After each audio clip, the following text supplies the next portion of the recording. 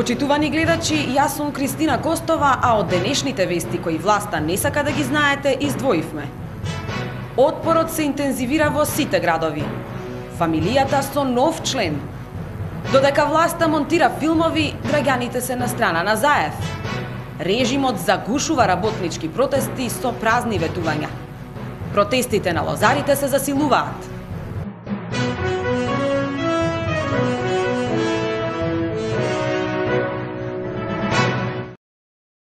Движењето на отпорот се интензивира во сите градови од земјава.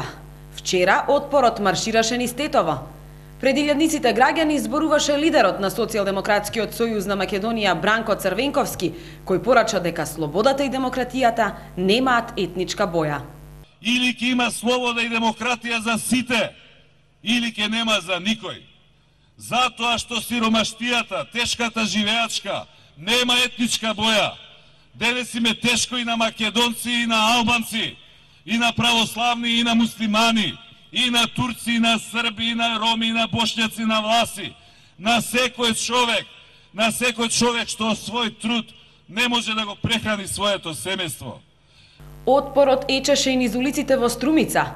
Стотици граѓани со повеќе од 300 автомобили со вклучени сирени протестираа низ улиците, покажувајќи го отпорот против актуелната ненародна власт. Голем број граѓани излегоа на улиците да ја поздрават и да ја поддржат долгата колона автомобили. Продолжи и караванот на отпорот низ скопските улици. Секој ден се повеќе граѓани се приклучуваат на колоната возила која минува низ главните сообраќајници и ја испраќа пораката за диалог и предвремени парламентарни избори за надминување на политичката криза. Денеска протестната колона ја предводеше подпредседателот на Социјалдемократскиот сојуз на Македонија Гордан Ѓорѓиев, кој реагираше на менувањето на деловникот без опозицијата. Сакаме само да предупредиме дека тоа нема да не премисли нас и сите граѓани што протестираме на улиците, да продолжиме уште пожестоко со отпорот, уште пожестоко со блокади на улиците на сите градови на Македонија. Се дори не ги оствариме нашите барања, а тоа се предвремени парламентарни избори, на кои што ќе може во оваа држава се добие нов легитимитет и да се сруши недемократскиот тоталитарен режим на Никола Груевски. Нов член на режимската фамилија на Сашо Мијалков е државниот обвинител Марко Зврлевски. На функцијата е само 2 седмици, а веднаш се докажа дека заслужува да биде дел од фамилијата на власт. За каква професионалност и борба против криминал и корупција зборува обвинителот Зврлевски, кога јавно на прослави се појавува како еден од првите другари на шефот Мијалков.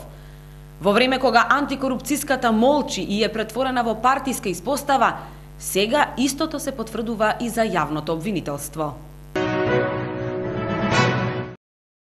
Власта повторно се обиде да му изрежира скандал на струмичкиот градоначалник Зоран Заев преку режимските новинари, но на крајот самата падна во замката. Медиумските мегафони измислија дека градоначалникот му ја затворил вратата на Асан Демов кога во општината побарал 2000 денари социјална помош. Режимските платеници отишле дотаму што го натерале синот на Асан Демов јавно да лаже. Целата конструкција на власта пропадна кога самиот Асан Демов јавно му се извини на градоначалникот. Вработените во ремонт на пруги в понеделник ќе излезат на протести пред влада затоа што не им е исполнето барањето за вработување во државна железница. Нивната закана ја исплаши владата, од каде најавиле дека ќе го исполнеле ветувањето, ама после изборите. Работниците немаат доверба во зборот на власта, па затоа побараа писмена гаранција за вработување по изборите, предлог кој власта го одби. Со пролонгирањето на проблемот, власта си пазари гласови пред изборите.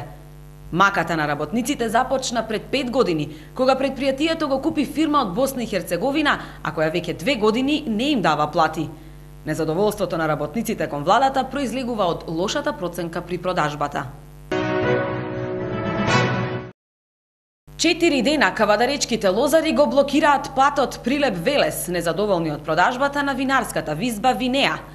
Времетрењето на блокадите секој ден се зголемува, веќе од 12 до 16 часот.